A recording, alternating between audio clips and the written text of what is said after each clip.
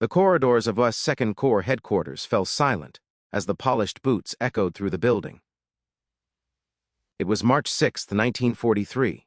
Somewhere in the unforgiving landscape of North Africa, officers shuffled through dimmed hallways, their eyes carrying the weight of something no soldier wants to bear, the knowledge of defeat. Then he appeared, Major General George S. Patton, Jr., ivory-handled revolvers gleaming at his sides, a polished helmet catching the desert light, and an expression that could freeze blood. What happened next would become the stuff of military legend. Within 24 hours, multiple officers found themselves stripped of command. Within a week, dozens more would follow. And within just 10 days, the entire 2nd Corps would be transformed beyond recognition. But let's step back. Let's understand what brought us to this moment. Just weeks earlier, American forces had experienced their darkest hour in North Africa. February 14, 1943, German forces, led by the legendary Field Marshal Erwin Rommel, had launched a devastating offensive. The target? American positions at a place that would become synonymous with humiliation, Kasserine Pass. Picture this, young men from Kansas and Ohio, fresh-faced soldiers who'd been told they were the best fighting force the world had ever seen, now facing battle-hardened German veterans who'd been perfecting the art of desert warfare for 2 years. The Americans had been in North Africa for barely 3 months. Most had never heard a shot fired in anger. Their officers had never commanded troops with death breathing down their necks. What followed was catastrophic. By February 15th, those same young Americans were discarding their rifles, not to fight, but to run faster. Within days, German panzers smashed straight through Kasserine Pass like a hammer through glass. The American defense didn't just crack, it shattered. More than 6,000 casualties, nearly 2,000 men from a single regiment gone, 183 tanks destroyed, and perhaps worst of all, hundreds of American soldiers captured, paraded before German cameras, their defeat broadcast to the world. The commanding general, Lloyd Fredendall, had positioned himself 70 miles behind the front lines. When the storm hit, he couldn't coordinate his forces. He didn't even know where his own units were positioned. British commanders quietly questioned whether Americans could fight at all. German intelligence concluded the Americans were easily defeated and poorly led. Something had to change, and it had to change immediately. Dwight Eisenhower knew exactly who to call.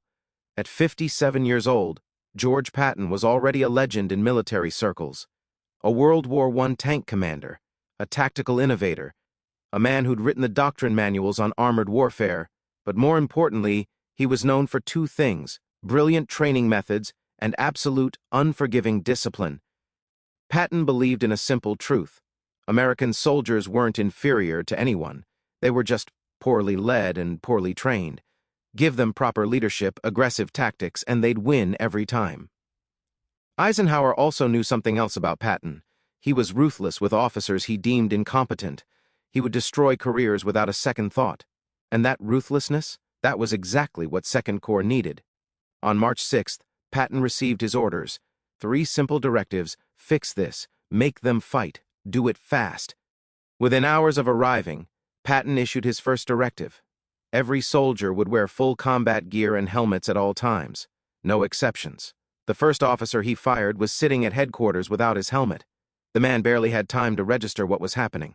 20 years of service ended with a single sentence: pack your belongings, report to the rear, you're done. It wasn't personal, it was a message. Officers who appeared improperly dressed were relieved on the spot. Within 24 hours, every person at headquarters looked parade-ready. The transformation was instant and visible. But Patton wasn't interested in just appearances.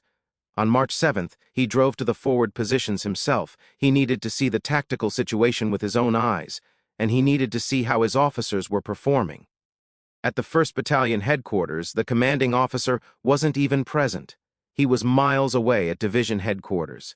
His executive officer couldn't say exactly where all the companies were positioned.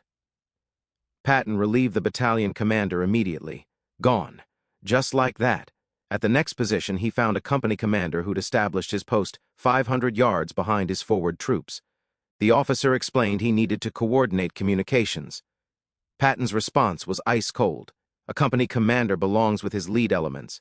If you can't see what your troops are seeing, you can't lead them. Relieved. Sent home. Over 3 days, Patton visited dozens of positions. Officers who weren't at the front, gone. Defensive positions poorly organized, gone. Couldn't answer questions about the tactical situation, gone. The message spread through Second Corps like wildfire.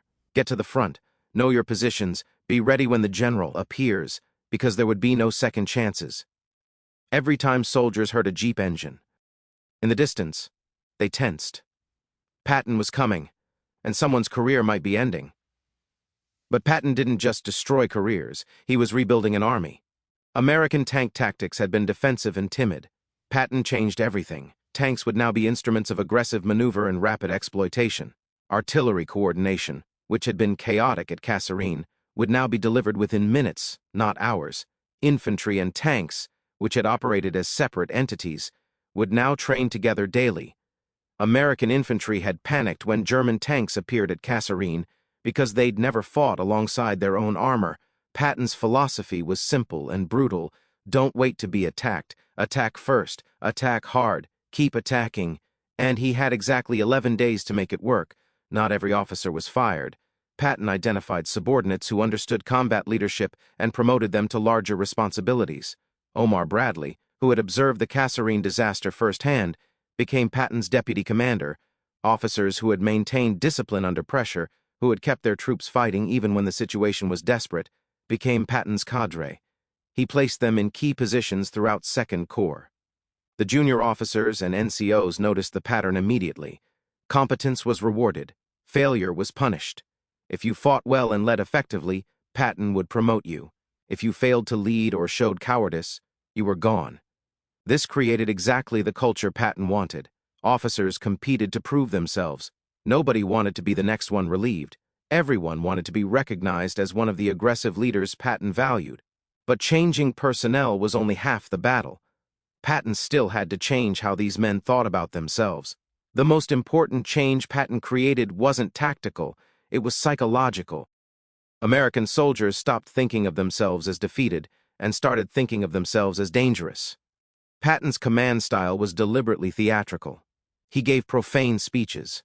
He projected absolute confidence that American forces were superior to any enemy. Soldiers who had been depressed and uncertain after Kasserine responded to this energy. Patton didn't make excuses for the defeat. He didn't coddle them. He told them they were going to win, and he expected them to prove it. Nightly patrols and aggressive posture created momentum.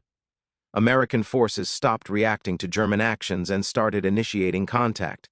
Small victories in patrol actions built confidence. German forces noticed the change.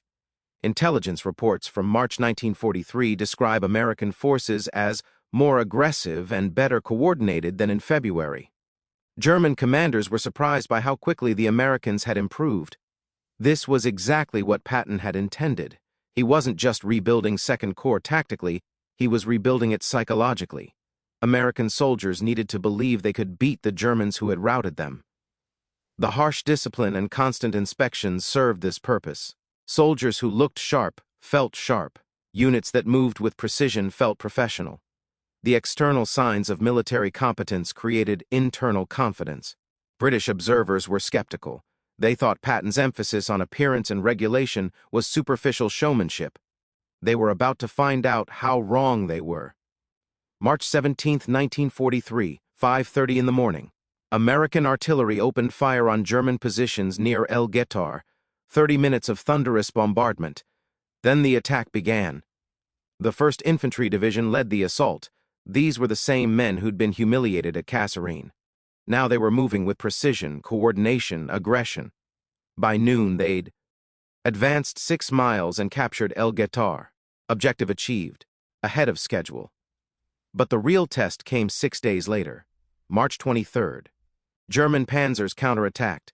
This was the moment of truth. Would Second Corps break again, or would they hold? German tanks charged forward. American artillery tore them apart. Anti-tank guns engaged at brutal close range. And this time, American infantry held their ground. The German counterattack failed. Completely. Over 30 panzers destroyed. The psychological wounds of Kasserine were beginning to heal. By April 7th, American forces had advanced over 50 miles. They had proven that American soldiers could fight effectively against the Wehrmacht. Guettar wasn't the largest battle of the North African campaign, but it was the most important for American forces. It validated Patton's brutal leadership methods. Dozens of officers had their careers destroyed during Patton's purge. Most were headquarters staff officers and battalion-level field commanders, a few regimental commanders. Some were sent back to the United States and assigned to training commands or staff positions. Their combat leadership careers were over. Some of these officers were legitimately incompetent. They had failed under pressure. They had made poor decisions. They deserved to be removed from combat command. But others, they were competent administrators who simply weren't suited for frontline combat leadership. Patton didn't distinguish. Combat command required aggressive leadership. If you couldn't provide it, you were gone. The personal cost was devastating. Many were decent, patriotic Americans who had given everything to the service. They packed their belongings in the middle of the night and headed home to face a lifetime of what-if questions. The Army handled these reliefs quietly. No formal charges were filed. Officers were simply reyes, signed with vague explanations. This protected the institution while removing inadequate leaders. It was cold and efficient. It was also brutal for the officers involved. The officers who survived understood the lesson. Leadership under fire was unforgiving. Mistakes had consequences. Performance mattered more than intentions. This culture persisted throughout the war. American forces developed a reputation for relieving commanders quickly when they failed to perform. Even senior officers learned that rank didn't protect you. Whether this approach was fair to individual officers is debatable. Whether it created a more effective army is not. Patton commanded 2nd Corps for only 40 days. On April 15, 1943, he was reassigned to command 1st Armored Corps in preparation for the invasion of Sicily. Omar Bradley was promoted to command 2nd Corps. He maintained Patton's standards for discipline and aggressive tactics. The culture Patton created persisted. 2nd Corps would go on to fight successfully in Tunisia, Sicily, and Italy. The divisions that had been routed at Kasserine became veteran units with excellent combat records. Patton himself would command the 7th Army in Sicily and later the 3rd Army in France. He would become the most celebrated American ground commander of World War II. But the North African purge remained controversial. Some officers admired Patton's ruthless accountability. Others believed he had destroyed careers unnecessarily. By May 1943, the North African campaign was over. American forces had proven they could fight effectively against the Wehrmacht. The officers Patton had promoted went on to distinguished careers. The officers he relieved disappeared from military history. The soldiers of 2nd Corps who had been defeated at Kasserine went on to storm beaches in Sicily and Italy. They became veteran units with excellent combat records.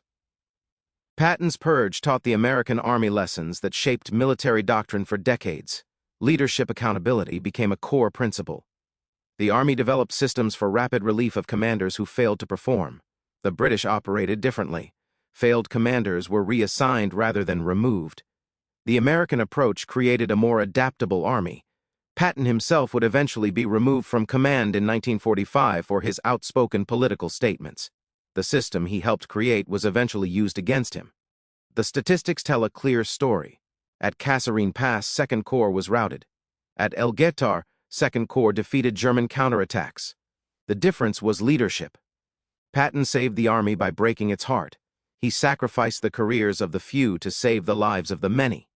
And when 2nd Corps attacked at Guettar, those soldiers were fighting because someone had finally made them believe they were worth fighting for. In war, the hardest decisions often look the cruelest. But sometimes, the only way to save an army is to break it first and rebuild it stronger than before.